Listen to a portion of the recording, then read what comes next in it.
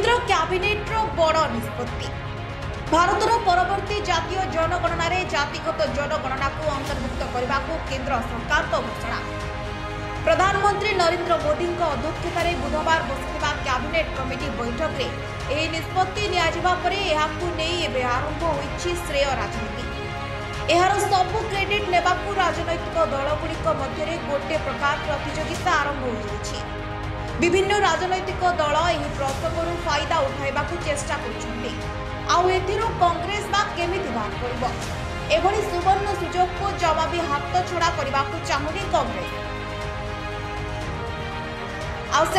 कांग्रेस दिल्ली रे एने एक पोस्टर मध्य जारी करिछि जेउथिरे लेखा होइछि जे झुकती है दुनिया झुकाने वाला चाहिए। एभली पोस्टर माध्यम कांग्रेस यह देखाइबा चेष्टा करुछि जे ही निष्पत्ति कांग्रेस जो ही निया जाइछि। तेबे केवल कांग्रेस एकमात्र दल नुहे जे एपरी पोस्टर जारी करिछि। बिहार पाटना रे मध्य एही प्रसंगर श्रेय नेबा पई जेडीयू एवं आरजेडी मध्य रेस चलछि। उभय दल जाति जनगणना उपरे पोस्ट करछन्ति। अन्य पक्षरे पाटनार विभिन्न छकरे आरजेडी नेता माने अनेक पोस्टर लगाइछन्ति। पोस्टर माध्यम यह दर्शाइबा चेष्टा करा जाउछि जे महागठबंधनर नेता मानकर संघर्ष जोगु यह सब संभव हो पाछि।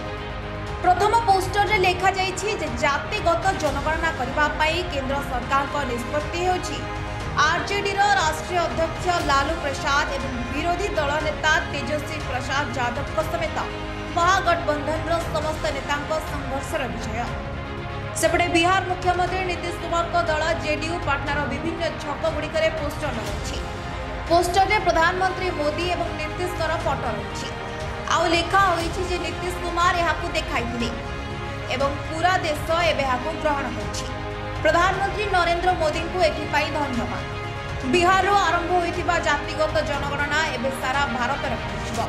एबे गणना समस्तकर नीति हेबो एवं जातिगत जनगणना एक ऐतिहासिक निष्पत्ति। Bureau report the political.